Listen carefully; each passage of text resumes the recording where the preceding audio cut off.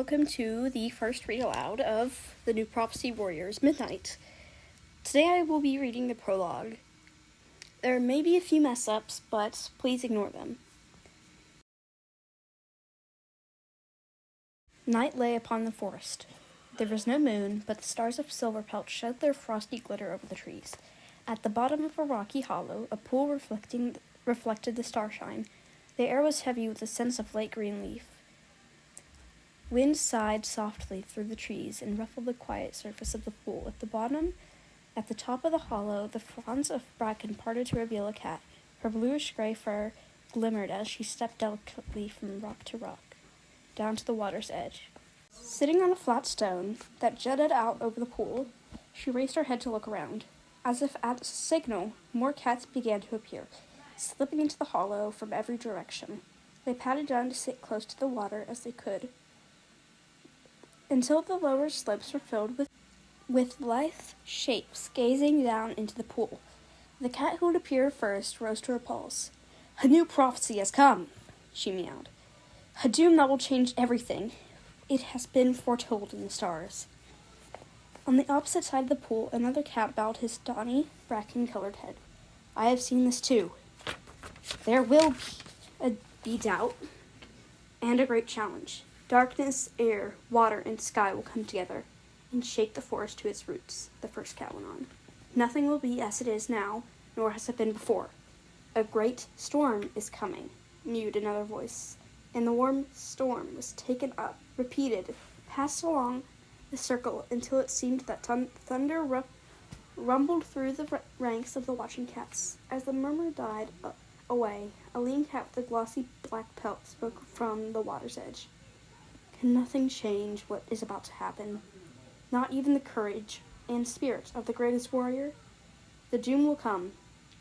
The blue-gray cat replied, "But if the clans meet it like warriors, they may survive."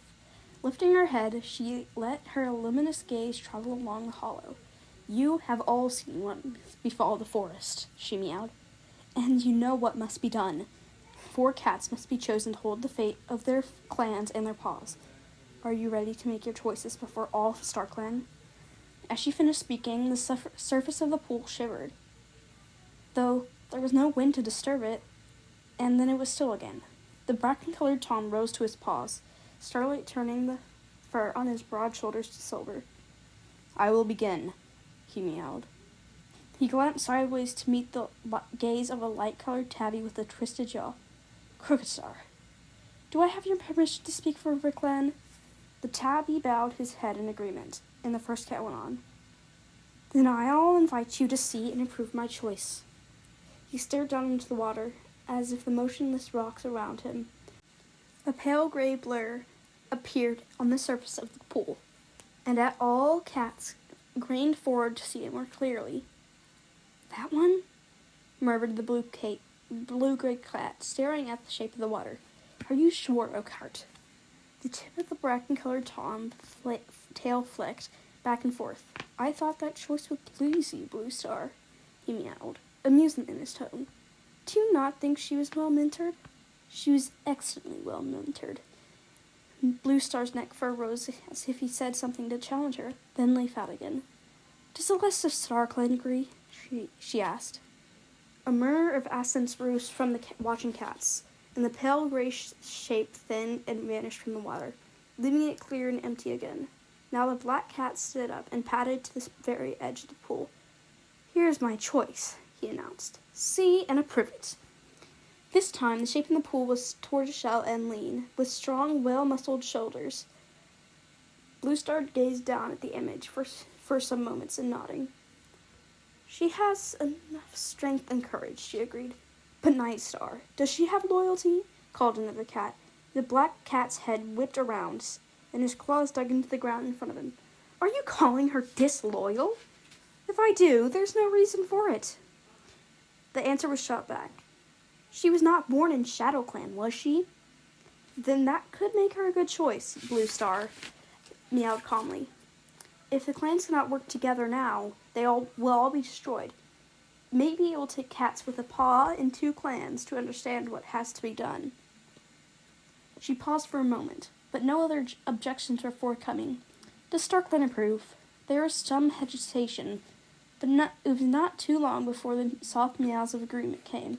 From all the assembled cats, the surface of the pool rippled briefly, and then it stilled after the tortoiseshell shape had gone. Another black cat had approached the water's edge, limping on one stubby, twisted paw. My turn, I think, he rasped. See and approve my choice. The gray-black shape that had formed in the pool was hard to see against the reflection of the night sky, and the cats peered for some time before anyone else spoke. What? The bracken-colored cat exclaimed at last. That's an apprentice. I hadn't noticed. Thank you, Oakhart. The black Tom meowed dryly. Deadfoot, you can't send an apprentice into danger such as this. Another cat called from the back of the crowd. Apprentice, he must be, Deadfoot retorted, but he has courage and skill to match many warriors. One day he may make a fine leader of WindClan. One day is not now, Bluestar pointed out, and the qualities of leader are not necessary that these clans need to save them now. Do you wish to make another choice? Deadfoot's tail lashed furiously and his neck's fur bristled as he glared at Bluestar. This is my choice, he insisted. Do you or any other cat dare to say that he is not worthy? What do you say? Her gaze went around the circle. Does Starkland approve? Remember that every clan will be lost if one of our chosen cats should weaken or fail. Instead of a murmur of approval, the cats muttered at each other in small groups. Casting uneasy glances at the shape of the pool and at the cat beside it, Deadfoot stared back with fury in his eyes. His fur fluffed up so he could look twice his size. He was obviously ready to take on any cat who challenged him. At the length of the muttering died away, and Bluestar asked once again, Does the clan approve? The assent came, but it was low and reclusant, and a few cats did not speak at all. Deadfoot let out an ill-tempered growl as he turned and limped back to his place. When the water was cleared again, Oakhart meowed. You have not made your choice yet for ThunderClan, Bluestar. No, but I am ready now, she replied. See and approve my choice. She gazed down at the pool. She gazed down proudly as a dark tabby shape formed in the depths of the pool. Oakhart stared at it. His jaws stretched wide in a soundless mew of laughter. That one? Bluestar, you never came to cease to surprise me. Why? Bluestar's tones showed as she was nettled. He is a noble young cat, fit for the challenge this prophecy will bring. Oakhart's ears twitched. Did I say he was not? Bluestar held his gaze, not looking at the other cats as she demanded, Does the clan approve?